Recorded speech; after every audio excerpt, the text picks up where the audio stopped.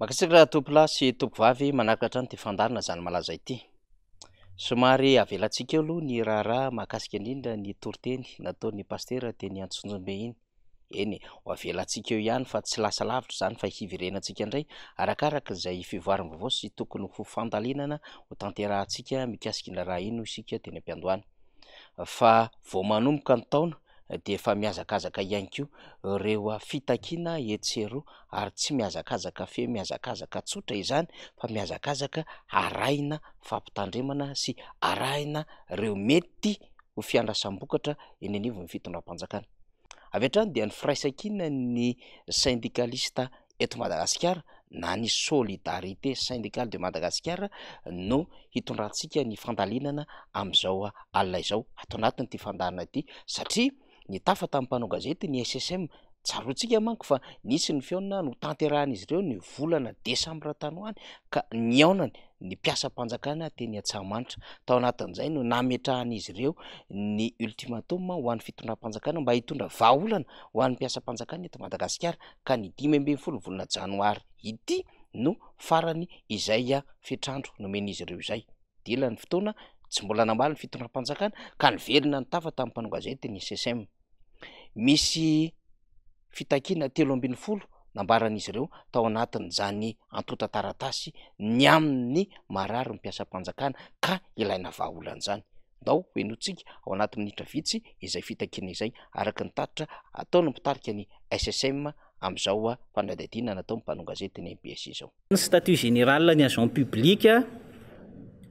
izay tokony ho laniana ary efa tokony laniana tamin'ny taona lasa kanefa hatramin'izao dia tsy hita hoe aiza na aiza ny toyany. Faharoa, ny fitakiana ny tokony hanaovana ny ratification ny convention 190 izay efa tokony natao ny volana Jona 2024. Fahatelo, ny fanitsiana sy ny fampiarana ny code de prévoyance sociale. Fahaefatra,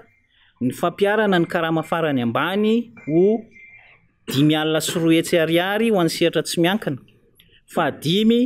fanatsaharana tsy misy fiapetra ny antso-jay atao ampitarika syndicat.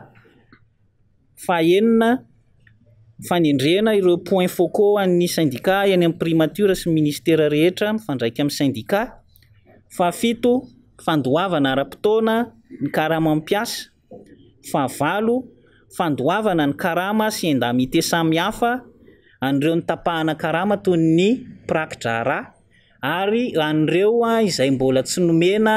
ny primany satria misy dia misy tokoa izany. Fahasivy, fandoavana ny volan'ny deflatean'ny banky. Fahafolo, ny fandoavana ny complément des indemnités d'installation à la retraite.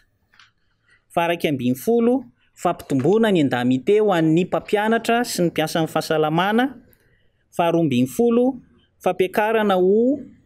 2 ariary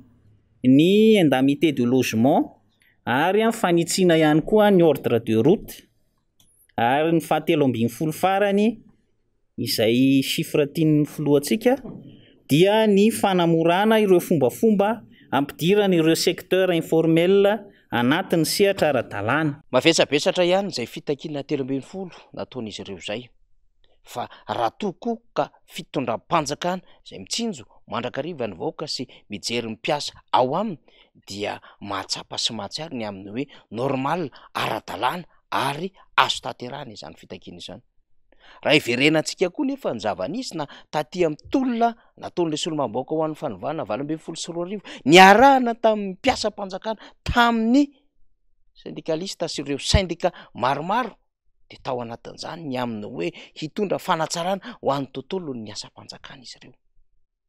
Taty aoriana dia mbola napetraka tao anatin'ny vina ny fitondrana ankehitriny ny hanatsaraina ny tontolon'ny mpiasa eto Madagasikara ka mpiasa ohatra ny mpiasa rehetrarehetra ny mpiasam-panjakana ankoatra ny mpiasa tsy miankina sy ny vahoaka tsotra izay miasa maleo tena izany. Andrasantsika mivaliny hoe dia ahoanandray ary inona no mety hitany eo anivon'ny fitondram-panjakana amaliana ireo etaeta izay nambaran'ny SSM ireo. Fa mbola mitaky ary mieritreritra ihany koa fa olona manana an'izony ireo mpiasa eo anivo ny fanabeazam-pirenena de mbola miteny izy ireo ny amin'ny hoe reto ihany koa misy fitakiana ataonay de arahantsika akaiky ihany koa zany vao manomboka ny taona isika de misy an'izany endrika fitakiana izany. Ankoatran'izay dia misy ihany koa ireo mpampianatra zay mitaky ny vacation 2020 2021 2022 mba ho aloha satria dia taky ny olona rehetrarehetra sahirana mijaly dia ny ary amin'ny lycée Nansana no nametraka an'izay endrim-pitakiana izay. Niseho zany tamin'ny alalan'ny filazana ary niparitaka tamin'ny tambajotra serasera. Misy moa ireo fanangonam-baovao samihafa ny amin'izany fa raha iverenana ny tetsy lycée Ampefilo nandritry ny fotoam-panadinana sy tany amin'ny toerana maro samihafa maneny Madagasikara de efa nitaky ihany koa ny amin'ny handoavana izany vacation zany na ny lela vola tokony ho raisin'izy ireo nandritry ny fotoana zay nanaovana fitsaram-panadinana rehefa misy ny fanadinam-panjakana. Tsy ireo ihany akorina fa ny tontolo ny fitaterana ihany koa vao ny andony taona de efa nanambara izy ireo fa hitokana eny amin'ny lalam-pirenena faharoa nanomboka omaly zany fitokonan'ireo mpitatitra amin'ny fiara vaventy izany na camion bahana ihany ny lalana kanefa afaka nandehanana izany. Nitondran'ireo camionneur ireo fitakiana maro sosina izany amin'ny hanatsarana ny lalana indrindrandrindra ny fomba ahafahan'izy ireo miditra ao anatin'izay faritry ny seranatsambo ny Tomasina izany sy ny ahafahana ihany koa manodina ny lalana ao anatin'izay lalan-dratsy izay na ny déviation sy ireo amin'ny fandanjana ny fiarakodia ny station de pesage fa tena mitaraina amin'ny lalan ratsy ireto mpitatitra camion na fiara vaventy ireto. Zava-misy zany ary tsy ny lalam-pirenena faharoa ihany zay isiany vitikorina fa manerina ny lalam-pirenena rahetra dia ratsy de ratsy de ratsy de ratsy de ratsy avokoa. Ministry ny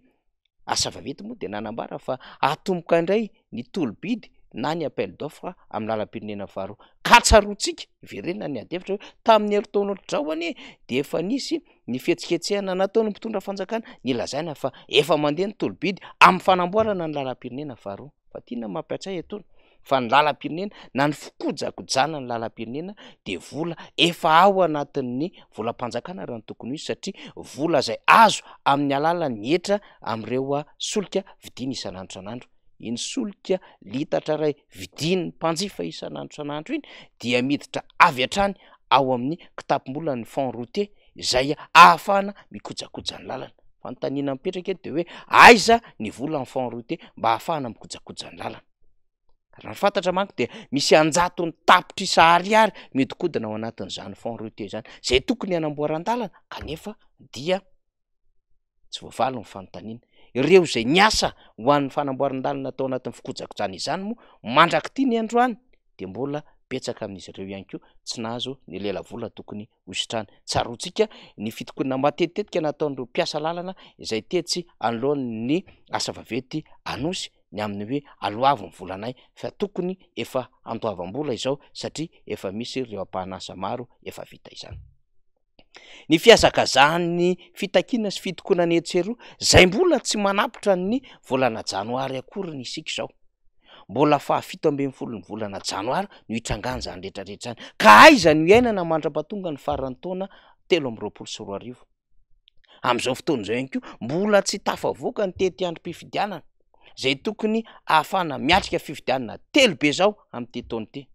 Ny volony etrehany izany ary moa manify de manify satria 5.7 miliary d'ariary ho an'ny eo anivon'ny seny. Ny seny indray de miteny amin'ny hoe ampitombo telo eo. Asa ho tratra ny fitondram-panjakana ve zany? Fa ny fitondram-panjakana de mamato tena etseroa ny amin'ny hoe hampiakatra ny karama ny sefim-pokotany anao ziminazy mahazaka olona 7,000 isa, anao lalana be mikodana, anao amin'ny flyover, anao amin'ny route avy any Meritsiatosika maketo Kianjany Maki zany hoe ny voarapida izany, anao amin'ny Tsimahabe omby misy ny projet Tanamasoandro sy ireo toerana maro samihafa zay mbola miandry tahaka ny Fianaratsoa ihany koa ny any Mahajanga, ny any Toliary, ny any Tomasina amin'ireo projet maro samihafa napetraky ny fitondram-panjakana. Tsy resahana moa ny lalam-pirenena fahadimy, ny lalam-pirenena faha 770 zay mba misy fanantenana kely fotsiny ihany satria ny banky mondial ny tena ianteera ny fitondram-panjakana mafy akoatry ny any amin'ny RN13 RN10 efa nambara tamin'ny herintaona fa misy lelavola ho azo amin'ny fanamboarana izany sy ireo lalana hafa rehetrarehetra zay namboarany ty fitondram-panjakana ity fahataona misongadina ao anatin'izao faratsy ny lalana ao anatin'ny vanim-potoana fahavaratra izao ny tsy fahombiazan'ny fitondram-panjakana satria ao anatin'ny vanim-potoana fahavaratra no mipotra daholo ny akony tsy fahanamboarana na tsy fahavitany lalana nandritry ny fotoana maitany de mipetraka ihany ny fanontaniana hoe servo de manahoana loatra ireto mpitondra fanjakana hanamboatra sy milaza fa hanamboatra ary mampanantena fa ahavita lalana ao anatin'ny vanim-potoana fahavaratra ireto raha to manko ka fahavaratra ny miasa de mitombo ny sandana na ny vidiny satria mampavesatra ny miasa tao ny fisin'ny rotsakorana be loatra indrindra amin'ny faritra hanaovana izany fotodrafitrasa izany de ny lalana izany ninitsika ny entana aloha izay fandalinana tsotsotra izay ny aminy hoe de andrasana indray zany inona mba fihetsiketsehany fitondram-panjakana ny azo ambara sy ny mbola hita zay resantsika izay fa misy ny zavatra maro be zay mbola miandry any ambadika any ny FCE ny secrena ny croma ny knapsa sy ny sisa mangony fotsiny raha jirama zay mbola tsisy toko taminy mandrakity ny androany hatramin'ny hoe fiaramanidina voatonga nanaovana fihetsiketsehana teo anivon'ny Madagascar Airlines de efa tsy afaka nietsika indray tany ampitan-dranomasina tany raha ny fampahafantarana samihafa fa mbola nisy fanamboarana ara-teknika indray izany kanefa voatonga tao anatin'ny andro na herinandro maromaro io izany vaovao avokoa zany etsika rehetrarehetra zany tao anatin'ity fandarantsika ity movetsy zany nambaran'ny pastera tamin'ny toriteniny ny aminy hoe tena haleo andeha ny famokarana sy fampamokarana mba tsy hijaly ny vahoaka satria miantraika mafy any anatin'ny tontolo radio-karena izany de mbola hiverenana reny sombina toriteny ireny mba hahafahan'ny vahoaka miaina tsara satria zao zavatra miantra rehetrarehetra ao zao fitakina miseho rehetrarehetra ao ary zao fahavoazana hita amin'ny sambatan'olona sy amin'ireo sehatra rehetrarehetra zay manao fiarina izao dia vokatry ny tsy firarahina ny tontolo ny famokarana sy ny fampamokarana eo amin'ny fitantanana radio-karena ny firenena zay indray aloha ny zava-misy zany malaza fa hitondrantsika fandalina vaovao indray ho an'ny rapitsy fa mametraka ny mandrapitafa ho antsika topilasy tokovavy